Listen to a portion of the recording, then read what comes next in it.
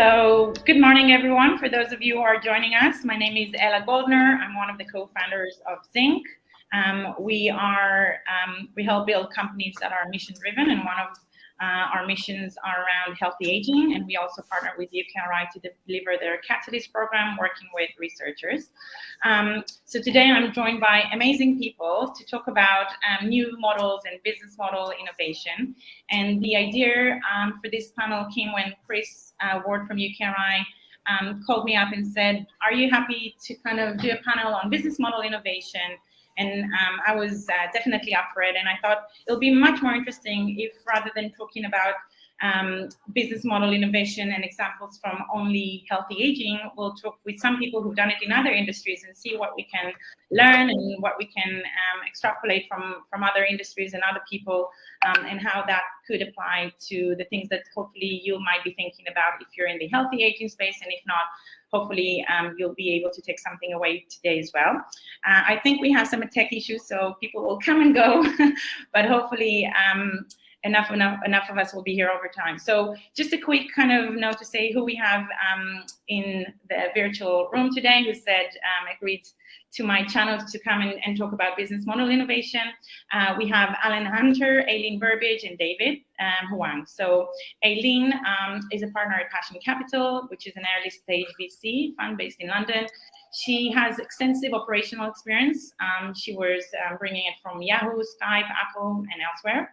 She's also, besides being a partner at Passion, she's a NED, and she was the chair of Tech City UK. She was made an MBE for her services to business in June 2015, and she has a BSc in engineering and computer science from University of Illinois.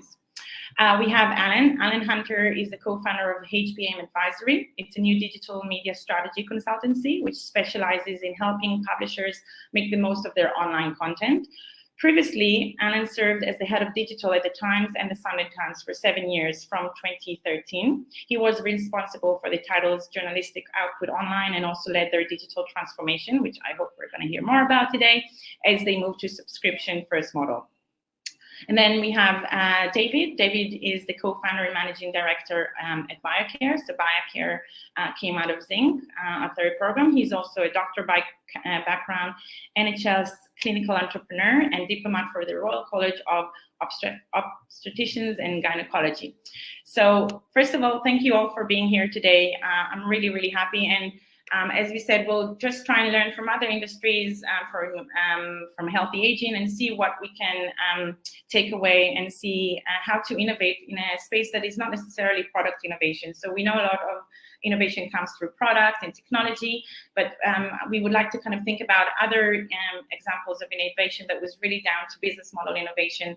And when Chris from UKRI called me up, he said, think about what Netflix did to kind of content. Can we see other examples? So this is kind of the aim of today. And I guess just kind of starting maybe with you, Alan, maybe let's talk about your experience having done that in what used to be a very traditional industry, journalism and newspapers, and you've done a completely turnaround and completely changed the business model. So maybe we can hear a bit about your experience. Sure, certainly. So basically the business model innovation that we did was that in 2010, we moved to a paid model for our digital news, being effectively the first general interest publication in the UK to do that, and one of the first in the world. Now, I should give you the background to why we did that. So the main reason was that Rupert Murdoch said so. And as you can imagine, he's quite uncompromising when he says things, and people do them. And actually, it was a very tight deadline that was set back in 2010. It was like, you need to be paid, and also you need to be ready with a new tablet app for when the iPad launches. So happily, I wasn't working on that side of the business at the time, but I know a lot of people had some very, very long weeks going into that, but they did it. There is a wider context to this, of course. Now, that is that when the internet came along, publishers did something which I think was a terrible mistake, which is they gave away their content for free. So obviously, in the kind of the print era, you sold copies of your newspapers, and you had advertisers, and they bought the circulation. They reached out to the circulation. So, but in digital, for some reason, everyone decided to give it away for free. In effect, they adopted the business model of free newspapers, such as the Evening Standard, which any of you who live in London will obviously know, and Metro, which I think is more common outside London, and any number of local newspapers, whereby you just give out the copies and you get the advertising.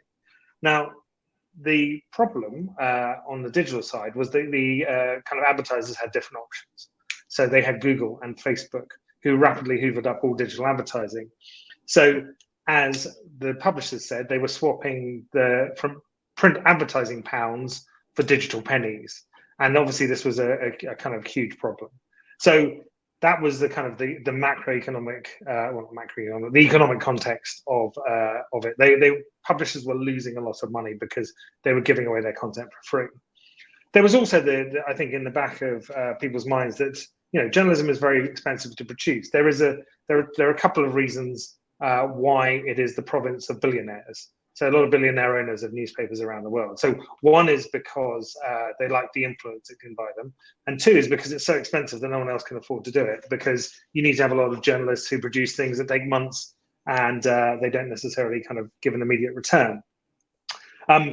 But I think in saying we were going to be paid, a good thing was an internal thing, which was we told journalists that what they did was valuable, which was actually to serve us very well, because the second we introduced this new paid model in July 2010, our internet traffic, our traffic on the website dropped by 98.5%. So we were very proud of that 1.5%, but it really dropped off. So internally you had journalists who were used to writing for what they thought was an audience. Suddenly their audience disappeared, and there was a big complaint that they were no longer part of the conversation.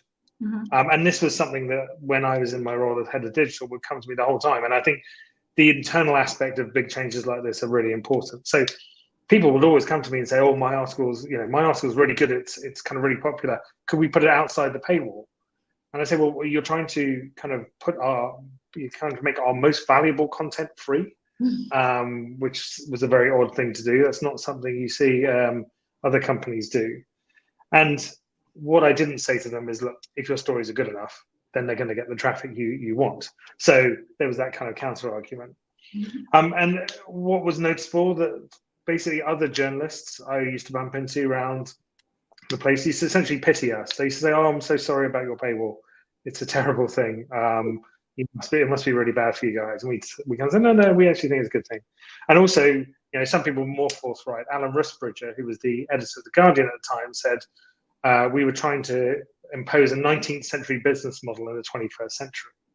Mm. So there were a lot of headwinds against what we were doing. Everyone thought we were doing the wrong thing.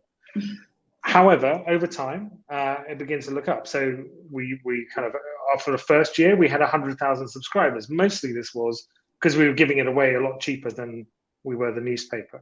So we were charging a lot less. So it was £2 a week rather than, I think, about £7 or £8 if you wanted to buy a newspaper. So you were getting, the rather unfortunate advertising slogan was everything in your paper and more for less. So unsurprisingly, a lot of people moved straight over to digital. But it's stuck at about 100,000 or so digital subscribers for a few years. However, over time, we were able to put up the price, and we were able to improve the product, and did a number of kind of different changes, looking always to find something that was distinctive so that people would want to pay for what we were doing. And ultimately, digital subs revenue overtook print subs revenue, and in the next few years, I think.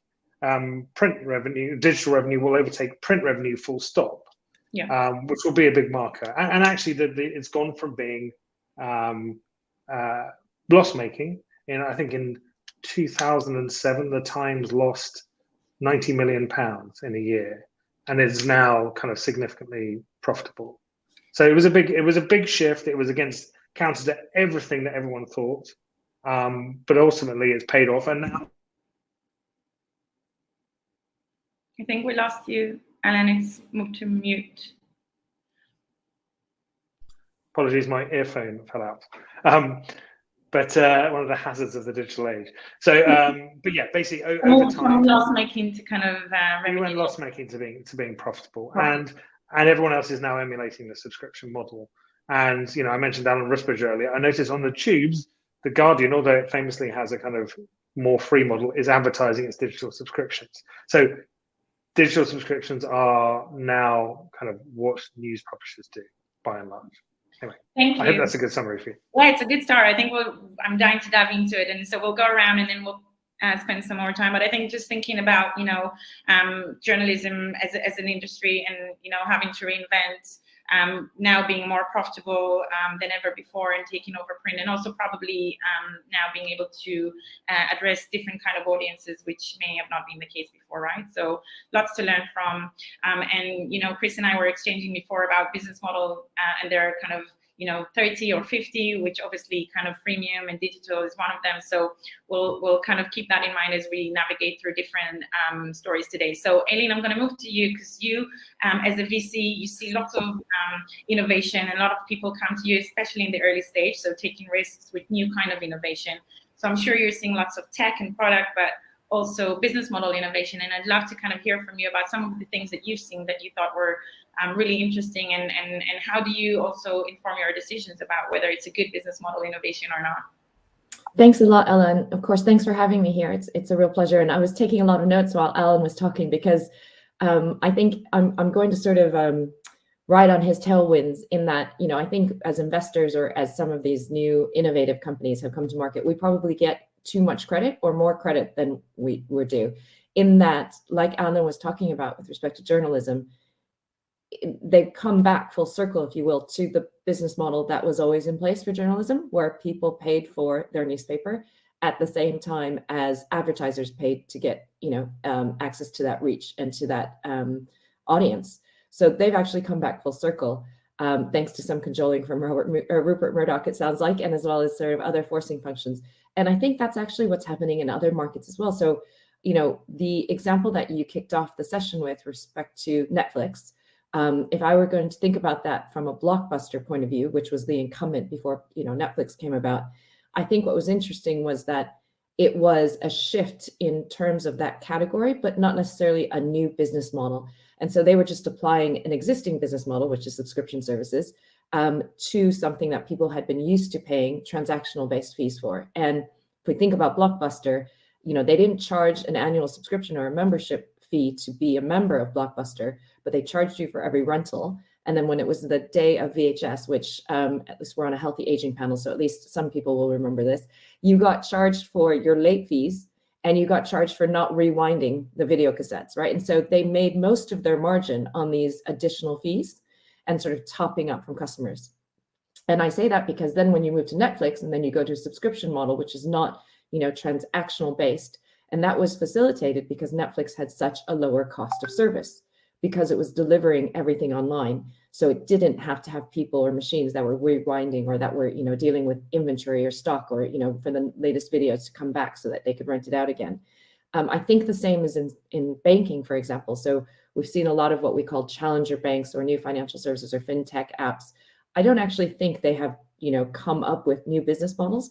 I think they're applying a different sense of value for their consumers and for their users. So a high street bank, did often charge for a current account, and I would think of that as your sort of subscription fee. But additionally, they made most of the margin off of the transaction fees, off of the late fees, off of the overage fees, the overdrafts, to deposit a check, to cash a check. They just nickel and dimed all these fees. And again, because a digital challenger or an app-based bank has such a lower cost of service, it didn't need to be quite so exacting in terms of fees, and can now move towards a subscription-based model where somebody can have a premium current account, and then all of these services and all of these transactions are free.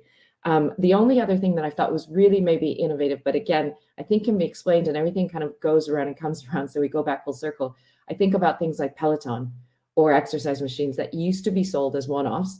So they were hardware investments, and customers thought of them that way. But really, it's still the same business model. So Peloton makes all of its money, as we all know now, on the subscription services. It's lost a lot of money more recently. But anyway, the idea and the promise is that they made money off of the subscription for the services.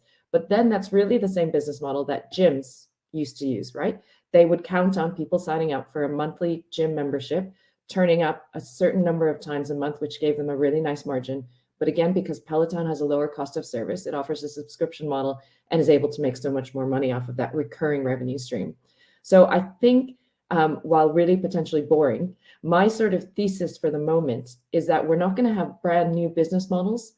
We're probably going to go back to the boring business models, but the ones that are better enabled and have better margins for providers because of the lower cost of service with new propositions. And just to touch on, sorry, I'm rambling a bit, but Ella, you also asked sort of how one diligences or how one thinks about the risks and opportunities of these new kind of models or applying a different model to a new space.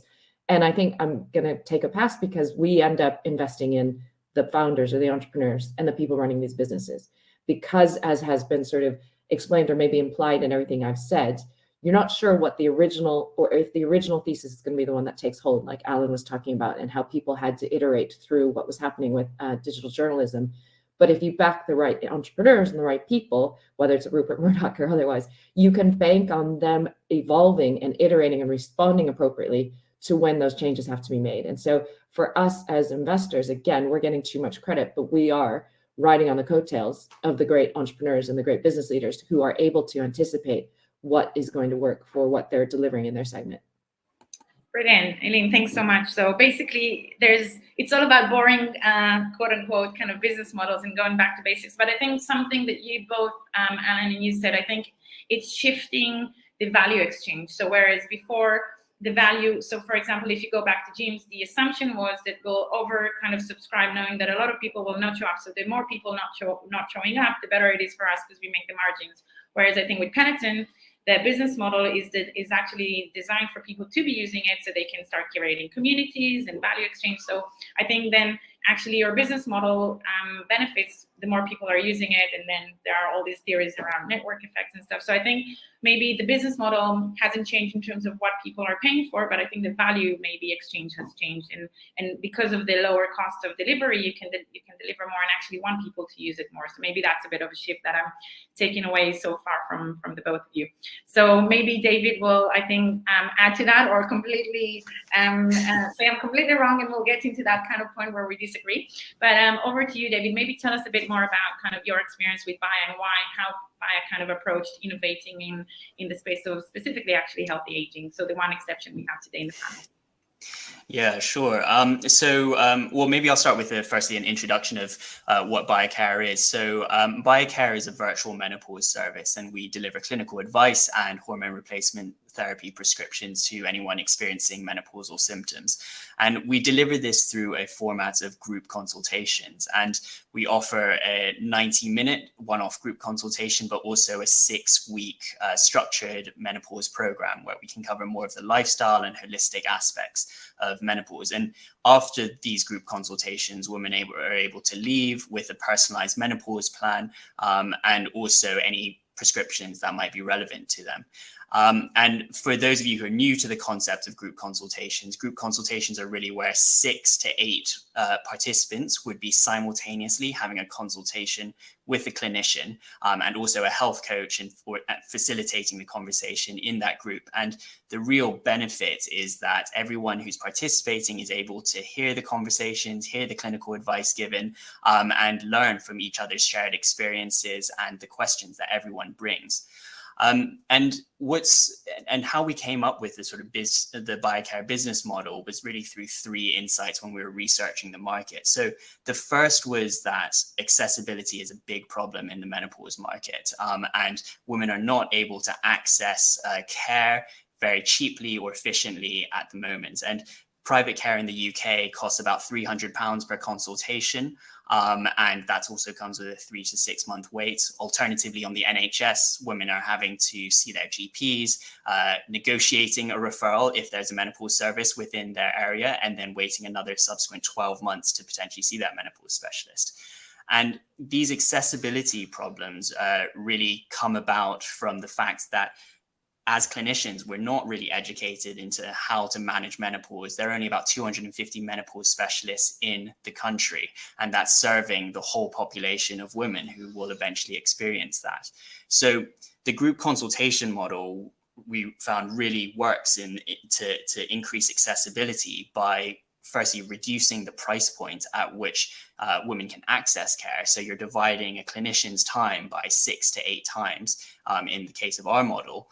But also in terms of capacity from a system perspective, you're able to have a clinician who specializes in menopause, understands the space and can manage it well, delivering care to a lot more people. And that's especially important when thinking about a national healthcare service. The second insight was around the questions which women were bringing to us. And a lot of the questions were around their own personal situations. So questions like, are these symptoms actually to do with menopause? Is it me or is it menopause? What treatments are appropriate for me? Is HRT correct for my situation? And whilst all of these questions relate to a person's situation, we realized that actually they all relied on similar principles and were rooted in these sort of general knowledge questions. And again, thinking about the group consultation model, the opportunity to share and disseminate general information is much more efficient and much better in a group model. And actually, counterintuitively, what that means is personalized care becomes a lot more accessible and easier to deliver, because suddenly you're delivering general knowledge and then you're able to go into depth with the one-on-one consultations to actually address the personal issues of the patient in front of you. So much more efficient than the kind of 7-minute having to go through the general information and then repeat. And the third insight is sort of related to the second, which is around community and is around the group consultations model to grow community and grow connections with other people around you. And when we were researching the space, we found over 80% of women were actually going to their friends and family for information around menopause in the first place. And that meant that they were trying to build connections, they were trying to build community. But the group consultation model does that intrinsically when we're delivering care.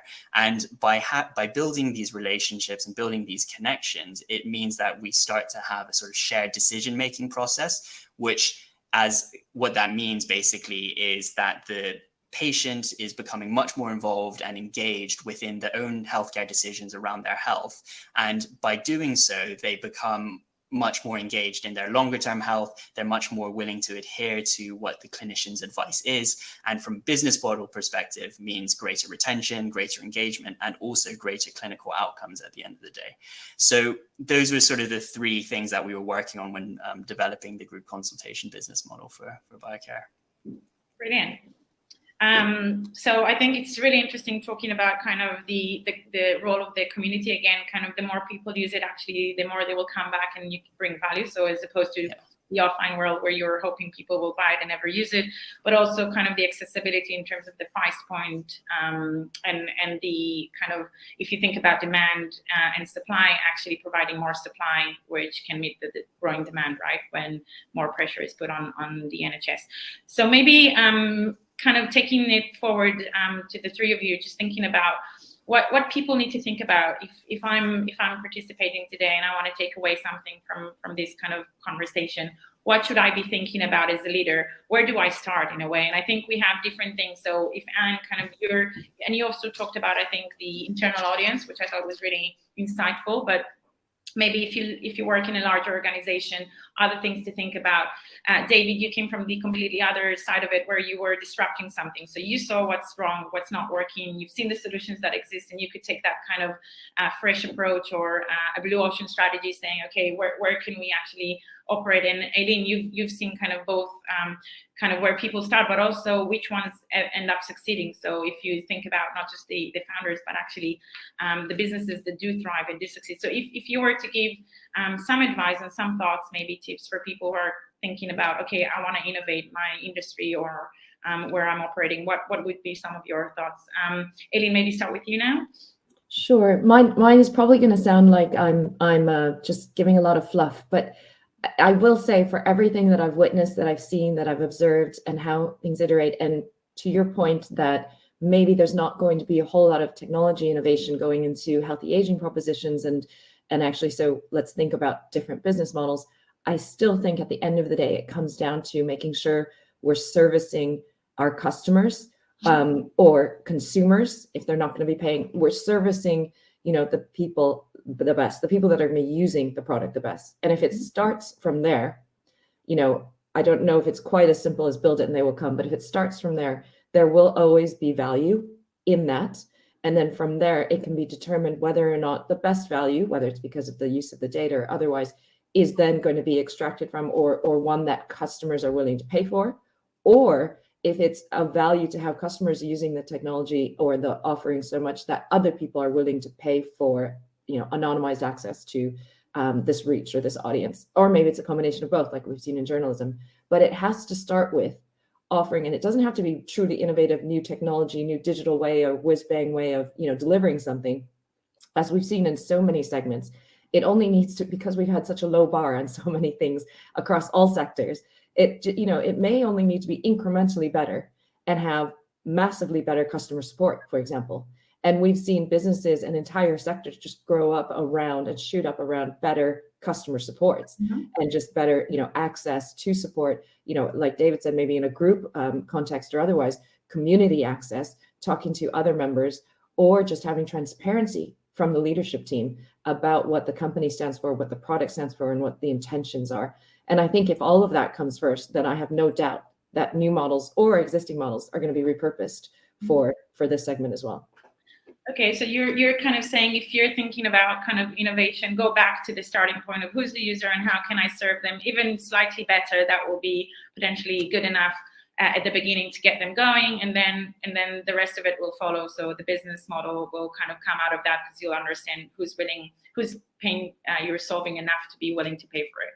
Yeah, exactly. And I'm sorry to ramble on, because I want to see what David and Alan have to say. But if you take, for an example, in remittance businesses or money transfer businesses, if you think about the model of a business, Wise, which used to be TransferWise, and that versus, say, Western Union, the models were not different at all. They're moving money across borders.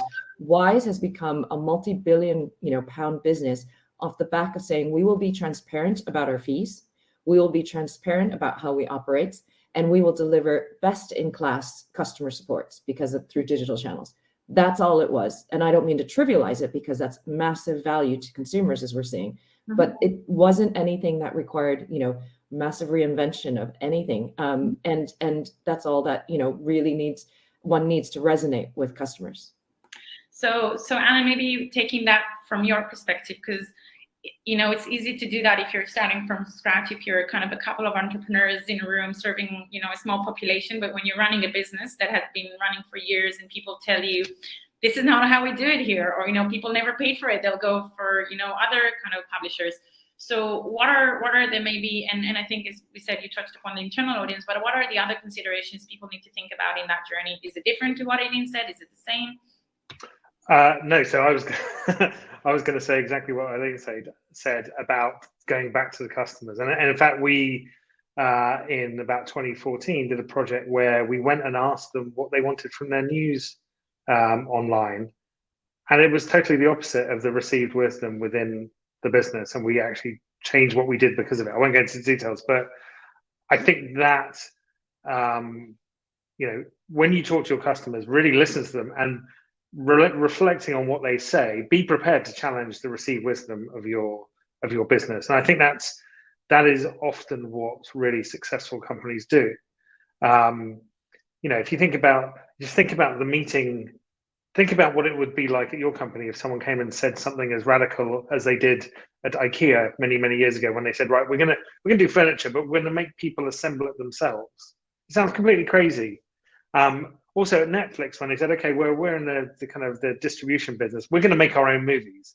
We're going to become a movie studio. I mean, it's a mad thing to say. Also, this wasn't based on customer research, but at Apple, when Steve Jobs told them that they were going to become a phone company, I mean, no one believed they could do this. So I think, and actually, this is one of the reasons I think that kind of there is so much that companies are a lot less long lasting than they used to be, is that people are coming in and taking the point of view of the customer and moving it across industries and not accepting the kind of what people have always known about their customers. And I think that is perhaps the most important thing to do. It is really difficult to do that, because you find yourself having to make the case over and over again, because people instinctively, I'm talking about internally, people internally don't like change. and it tends to kind of go against everything all the images they have of themselves. But if you can get through that barrier, you can really kind of achieve really impressive results. But it is a barrier. Yeah, absolutely.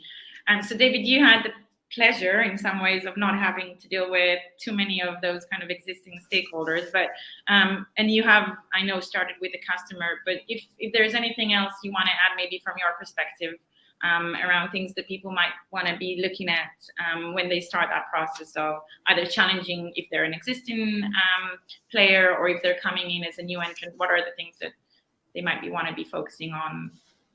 Yeah, sure. I mean, I'll take a maybe more startup approach to it, and from the beginning, I mean, I would say the biggest thing for us and what we're still going through, to be honest, at Biocare is really understanding what the core product is and the value that it brings. And this does touch on the things that Eileen and Alan were both saying, but and I'll take a healthcare perspective because I'm obviously working in healthcare, but we're very much seeing that we're moving towards an outcome-based payer model, and outcomes are becoming really essential. And that obviously aligns us to the customer and to the end user. But having a really great understanding of our core product, the value it brings, and then being able to collect that data and create new outcomes that you can then communicate to your customer and who's paying for it is really important for developing a business model. And you can start to become really creative around those outcomes. And especially with the case of healthy aging, I think thinking about what does healthy aging mean and how are you going to measure the benefit for the end user is where you can be really creative with business models. And I think the second thing is just about partnerships. Again, coming from a startup perspective, we're really thinking about how can you partner well. And this is related to the first point in that what we found works best is when you really understand other people's business models. And again, healthy aging, you're going to be dealing potentially with a lot of healthcare institutions, a lot of entrenched institutions with already very much set business models. So the Blockbusters of the world. And you're not going to be able to go to Pfizer and say, change your business model for whatever amazing IP or product I have. And it's really about thinking, okay, so we're nimble, we're agile, we're the startup. Let's change our business model so that we can have a synergistic partnership with these huge institutions, whether it's the NHS or whatever, and really get a win-win situation going. And that will be how startups, I think, will really be able to grow quickly and reach much wider markets through those. So those are my two thoughts from the startup perspective. Executing is the next big thing. Great, cool. So maybe let's open it up for a few questions from people. So if you want to submit your questions, please do so on Slido, and I think we're kind of picking them up. So one questions I think we kind of answered, but it's a bit more around researchers. So do you have any advice to offer to healthy aging researchers trying to encourage existing businesses to adopt products or practices which do not have an initial and obvious profit? So if anyone wants to add, I think you talked about already, focus on the customer, and you can maybe iterate that until someone sees the value. I think from a research perspective, maybe just focusing on that. If you are working in collaboration, if you're an academic, what would be any tips from anyone on the panel? Any thoughts on that? I have one very quick example, which comes from a lot of research we did into the type of content that people like, and a huge number of people, which was people like reading about people. Also, I'm very interested in behavioral insights, behavioral science, and we are hardwired to understand examples. So the more human-based examples you can give of the research and literally show before and after, I think that is the kind of thing that really resonates with people, whoever they are and whatever they're doing. That is very general, I realize, and may or may not be something anyway. So forgive me if it is. No, it's good. People, it's all about people, going back to kind of decision making. Yeah.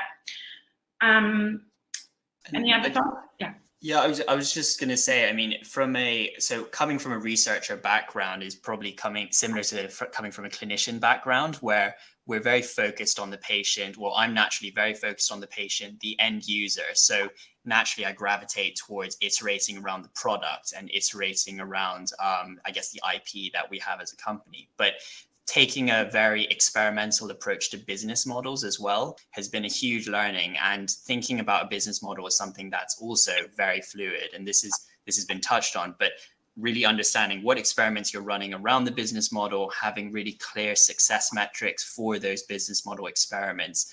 As a researcher, I think you have to really keep that front of mind when you're building the company.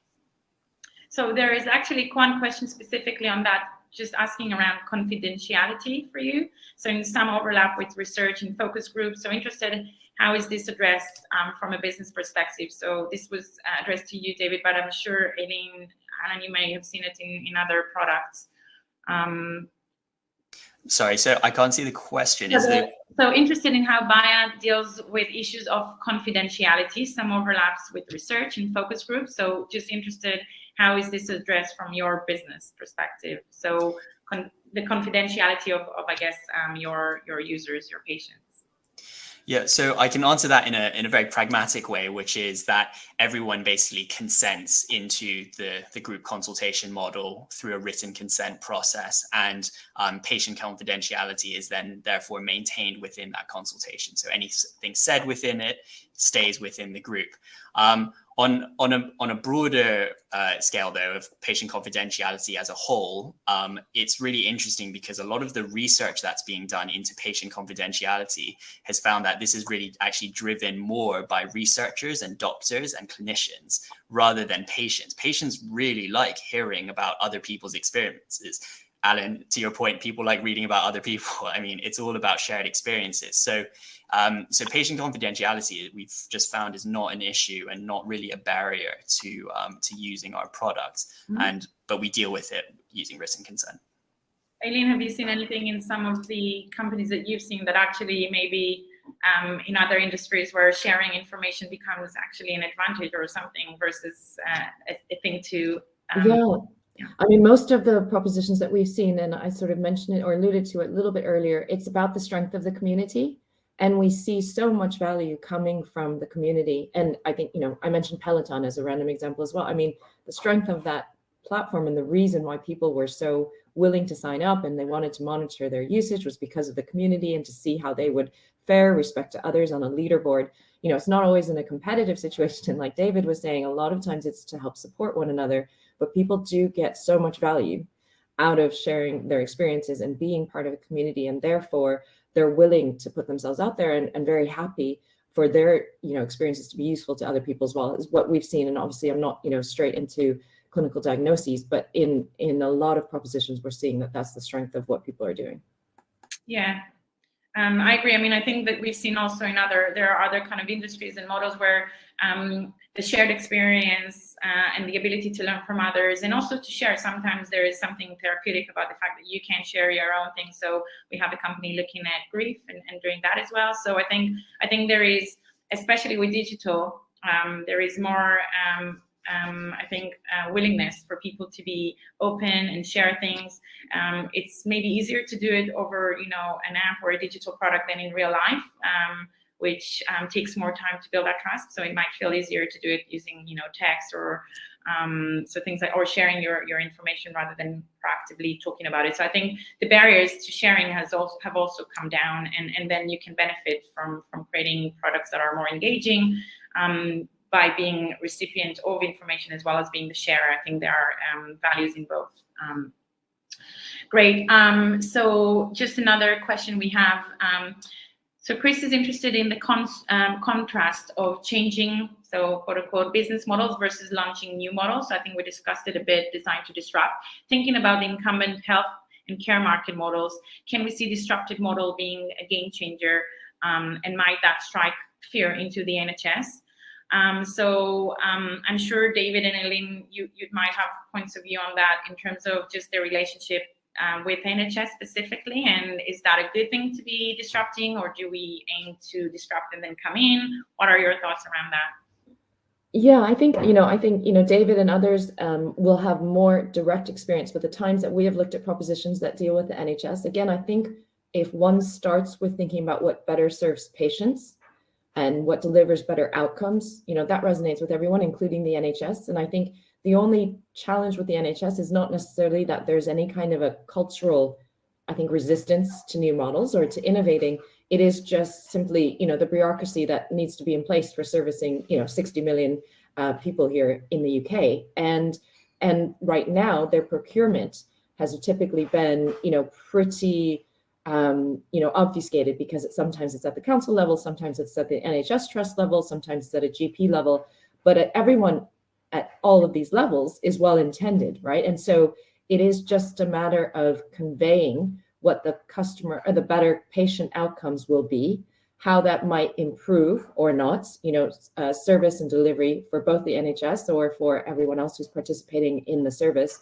And then therefore how that can be sort of achieved or formalized within maybe the current procurement models. And maybe that's where the creativity is needed. But our experience is that then, whether it's helping with rotas and filling shifts, and helping staffers, or it's salary financing, or it is administering telemedicine and advice or prescriptions, there's no inherent, I don't think, distrust or unwillingness of people within the NHS to try and deliver things in a better, more efficient way for patients. But it is probably trying to get to the right people within, again, trust, GP, council, whatever it might be, in order to be able to sort of crack that, or to try it in a pilot. I have found the NHS to be extremely open to various pilots at all levels. Mm-hmm. Yeah, Eileen, if you have any good tips on getting to the right people, then I could definitely pick some of those up. I mean, I agree, and I also somewhat sort of disagree with that, in terms of our experience with the NHS is, whilst they are publicly very patient facing, and it's all about patient outcomes, a lot of what the NHS is buying into has to do with the zeitgeist of the political conversation. And I think especially at the moment, for example, it's around workforce retention and keeping people working within the NHS. And as a result, money is being plunged into the NHS to promote sort of these experienced nurses who are in their 40s and 50s to stay and actually continue serving the NHS. And to be able to sell into the NHS whilst aligning to that is really important. And I think if the NHS were to take a purely serving patients approach, unfortunately, it would just be really expensive. And I'm not sure if the NHS would certainly be wanting to pay for menopause services, because there's a huge long-term cost saving associated with it. But ultimately, unfortunately, the NHS, the way it works is it's all about short-term cost savings, in-year cost savings, and aligning with what politicians are saying and what senior leaders are saying. So yeah, I think finding the right people to talk to about that and being able to speak to the bureaucracy is really important. I think what we had seen also is that some companies are able to do the kind of building the traction, building the evidence in a private market. And then the NHS, once you build that, which is a bit easier, there are less kind of bureaucratic hurdles to come through over. Also, it's a huge kind of, it takes a lot of resources and time to sell to the NHS. So they start externally, innovate, create market demand for it, and then work with the NHS. Once you've established that, you have a good kind of track record, you have good demand for your brand from the market, and then go and partner with NHS. So rather than designing for the NHS, as I think we've said here, design for the user, and then NHS kind of comes at that point as one partner into as others as well, right? But I think it's not trying to optimize for the NHS kind of procurement or processes. Yeah, I mean, I don't want to go on it for it too much, but I mean, this is kind of the points that we've found around the NHS and in healthcare especially, is that the NHS is really entrenched in what they're doing and how they operate, and all of the personnel and staffing and managers are set up for the specific NHS model. And being able to be nimble as a startup and adjust your business model to what the NHS is wanting at the time has been really important. And what works in the self-pay market may not necessarily work for the NHS. Yeah, it's a long, twisty road, basically. Yeah, absolutely. So maybe last question. We have a question which I think is really interesting. How to best monetize the delayed outcomes of healthier aging? So we're going to action now, but it's going to take decades to show the benefit. So it's around kind of behavioral psychology a bit. So how do people think about it? Alan, maybe just with you as well, because I think you've done a lot of behavioral change as part of kind of the new business model. So any thoughts on that, how to sell to people something that may not be as tangible now? Well, I think everyone's found that's a really, really difficult thing to do, haven't they, with pensions and so on. The idea of, something that you get today is so much more valuable even than something you get tomorrow. So that is a huge challenge. But I think if you can make enough benefit in the today that actually leads to the long-term benefits, that I suggest would probably be the likeliest best route to doing that. But yeah, I mean, isn't that the huge challenge? Mark, when you let us know, yeah. Oh yeah, of all preventative healthcare, isn't it? Is getting people to do things today that will benefit them in this long distant future that they don't really want to think about. Yeah. So yeah, I think you really have to sell on today, don't you? And then hope it takes benefits later on. Aileen, have you seen something around kind of maybe people's behavior or companies that have managed to do that well in terms of maybe financial planning or some of the other sectors you've been kind of no, I think it's really hard, and I agree with that. I think this is a billion sort of pound question, and I don't know that anyone knows the answer, but I think you and Alan, you were getting to it. The only thing I can think of, and by the way, I think this is analogous to the sort of conversation around climate change, for example. How do we get policymakers to invest in, something that's clearly going to affect generations to come, but, it's hard to really get action today about. So it's a sort of a classic psychology and insights problem. But I think Alan was right on it, where it becomes about preventative, care and medicine. So therefore, then you look at, okay, what can make it easier for patients, to manage or to track what they're doing in a preventative way today. So maybe it's, the easier things to do, and this is happening whether it's for diabetes or otherwise, to help track what you're eating, your habits, your lifestyle, and how do you maybe gamify that, or how do you make that something that's actually rewarding, or makes, customers either feel like they know more, they're better educated, or they're better informed, or that they're making progress towards something, maybe towards near-term goals, which is obviously going to benefit them down the line. That's the only thing I can think of, and it is very much psychology. I mean, it does make us sound like we're sort of, mice in a maze that need to have the cheese now in order to be led to the sort of the ultimate outcome. But I do think, unfortunately, that is what we have to think about: is what are these psychological incentives that drive the better behavior? Absolutely. David, do you want to add anything to that? Yeah, I mean, the only thing I was thinking is really about the role of humans actually in business models as well, and especially when we're talking about the tech space and behavioral change and psychology. I completely agree, it's super important. But the role of humans in healthcare, especially, where people want to be told to do things by people who understand and empathize their situation. So, for example, people want to be told that they're dying by something that understands what death is. And I think that balancing in business models between the human touch points and the tech-enabled pieces is really essential. I totally agree. So I think there's also a lot of data that suggests that with applications or apps, when people download, especially things around preventative health, diet, exercising, if you get a human call to onboard you, which could be as little as 2 to 3 minutes, but that human interaction increases stickiness and engagement in the first kind of few weeks in tenfold. So I think that idea of someone cares behind that piece of tech is really spot on. I think some other things that you guys have said, maybe I'm picking up, is the idea of this movement. So I think it's a really good comparison, Aileen, to climate change, but I think sense of urgency and a sense of movement. And I think you can see a lot of things that have changed, where people, things around kind of healthy kind of eating and exercising, so the Pelotons of the world and others, I think it comes with a bigger kind of momentum and movements of people coming together. There's a lot of innovation around kind of equality and gender that came out of Me Too. So sometimes there is a catalyst kind of event that starts a whole movement. And I think that is probably the combination that any big business actually can have, more than actually startups. I think big businesses, whoever you are in the audience thinking about your side of things, I think big businesses can create that sense of movement and change with your reach, and then serving that with the innovative kind of products, that's kind of another way to think about it. So that would be my thought. I think we're reaching to the end of our time. So I'd like to say, first of all, huge thanks to Aileen, David, and Alan for your contribution and passion. And I hope we've inspired some of the people here to think a bit differently about innovation and ways to do that. One last sentence, if you want to say anything, just thank you. Besides thank you, one thought?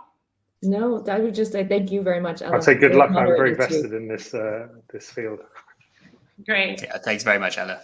Great. So thank you for being with us. Thanks for Yuka for inviting us to share and talk. And we hope to see you later.